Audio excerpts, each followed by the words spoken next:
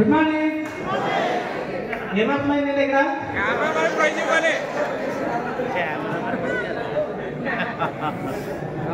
ఇక్కడ మీరు రన్నర్స్ గమనిస్తున్నారు, కెమెరామెన్ గమనిస్తున్నారు. 150 to go, and Melangeni is only gone. Alphonse on his shoulder. Zalami's not out of it either. It's anybody's race. Can anyone catch Melangeni? Oh, maybe somebody's there. It's another Cameron. He's mounting in stride for stride. He's got the whole race with that camera on his shoulder. Just incredible. Melangeni will get the goal. The Cameron for glory. Glory. ఒకే జీతాన్ని రెండు పనులు చేస్తున్నాడు అతను. ఎసానో కానీ తను చేసే పని కరెక్ట్గా అంటే తన యాంబిషన్ అయితే చూసుకుంటే కనుక తనే ఇవాళ రేజర్ అవుతాడు కదా. తను ఇంకొకరు వీడియో తీయొచ్చు కదా.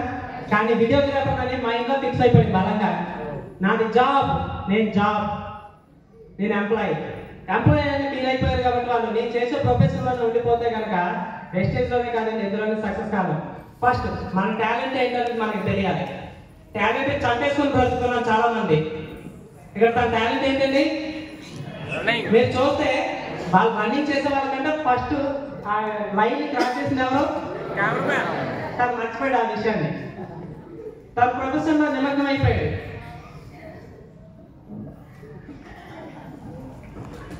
యాటిట్యూడ్. ఏ యాటిట్యూడ్ ఉండాలండి?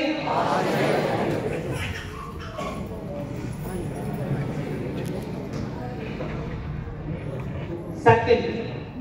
మనం ఎవరినైతే సెలెక్ట్ చేసుకోబోతున్నామో ఆ వ్యక్తికి మంచి సర్కిల్ ఉండాలి, ఎక్కువ మంది తెలిసి ఉండాలి. ప్రసాదం మీ అందరికీ తెలిసిన వాళ్ళు ఉన్నారు లేదా? నాకు ఎవరో తెలియదు అంటారు. ఫోన్లో చూస్తే 500 మెసేజ్లు ఉంటాయి. స్టేటస్లో 2000 మంది ఫాలోవర్స్ ఉంటారు. ప్రసాదం ఫేస్బుక్లో అయితే చెప్పనక్కర్లేదు, కానీ నాకు ఎవరో తెలియదు అంటుంటారు. ఎందుకంటే ఎవరైతే ప్లాన్ చెప్పడానికి లేదో ఆ వ్యక్తిని ఎలాగైనా వదిలించుకొని పంపించేయాలి వెనక్కి. వాడు ఏం చెప్పిన దానికి ప్రతిదానికి ఒక వ్యతిరేకత ఉంటుంది. రెండోది క్యారెక్టర్. సర్కిల్ ఉంటే సరిపోతుంది. ఆ సర్కిల్ ఆ వ్యక్తికి అంటే ఒక క్యారెక్టర్ ఉండాలి. ప్లస్ తన దేనైనా తట్టుకునే కెపాసిటీ కూడా ఉండాలి. ఇక్కడ ఉన్న వాళ్ళందరికీ ఉన్నాయండి ఇవన్నీ. ఉన్నాయి కాబట్టి వాళ్ళు వచ్చిన వాతావరణాన్ని లెక్క చేయకుండా ఇక్కడికి వచ్చి కూర్చున్నారు.